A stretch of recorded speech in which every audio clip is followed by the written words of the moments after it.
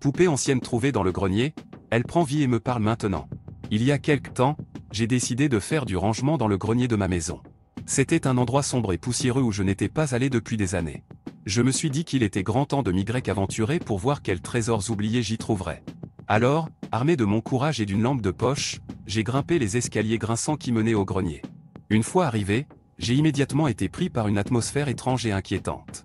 Les vieux objets recouverts de draps et de toiles d'araignée semblaient se fondre les uns dans les autres, créant des silhouettes déformées dans l'obscurité. Mon attention a été attirée par une vieille malle en bois qui semblait abandonnée depuis des décennies. Je me suis approché, et en l'ouvrant, j'ai découvert une poupée ancienne.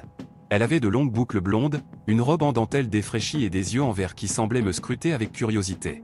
Je ne pouvais m'empêcher de me demander comment cette poupée avait pu se retrouver ici, dans mon grenier. Mais avant que je puisse y réfléchir davantage, quelque chose d'incroyable s'est produit. La poupée a commencé à bouger, à cligner des yeux et à ouvrir sa petite bouche rouge. J'étais pétrifié, incapable de comprendre ce qui se passait. La poupée avait pris vie, et elle me parlait maintenant. D'une voix étrange et sifflante, elle a commencé à me raconter son histoire. Elle m'a dit qu'elle s'appelait Isabelle, et qu'elle avait été créée il y a plus de 100 ans par un artisan talentueux. Elle avait été le jouet préféré d'une petite fille, mais un jour, cette fille était tombée gravement malade et avait disparu mystérieusement. Depuis lors, la poupée avait été reléguée au grenier, laissée seule et oubliée. Isabelle m'a raconté comment elle avait attendu pendant toutes ces années, espérant que quelqu'un vienne la chercher. Elle m'a dit qu'elle était désolée de me déranger, mais qu'elle avait besoin de mon aide pour être libérée de sa condition de poupée. J'étais terrifié et perplexe.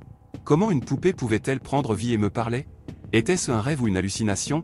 Mais la voix d'Isabelle était si réelle, si vibrante que je ne pouvais pas l'ignorer. Elle m'a expliqué qu'il existait un sortilège ancien, caché dans un vieux grimoire, qui pourrait la rendre à nouveau humaine. Mais pour cela, j'aurais besoin de trouver le grimoire et de le lire à voix haute en présence de la poupée. La recherche du grimoire s'est avérée être une tâche difficile et effrayante. Le grenier était rempli d'objets sinistrés et de souvenirs inquiétants.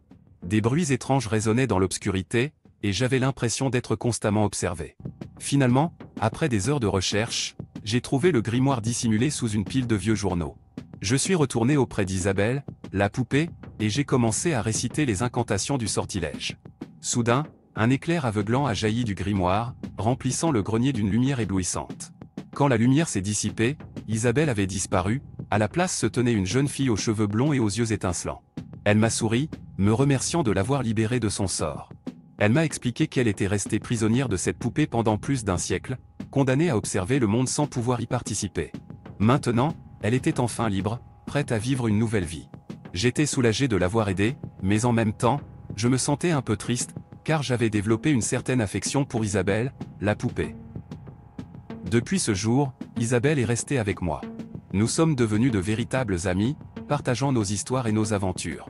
Elle m'a appris beaucoup de choses sur la vie et la persévérance, et j'ai appris à regarder au-delà des apparences pour découvrir la beauté cachée dans chaque être.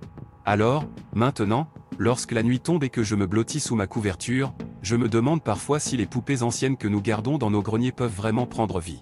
Peut-être qu'elles ont elles aussi des histoires à raconter et des rêves à réaliser.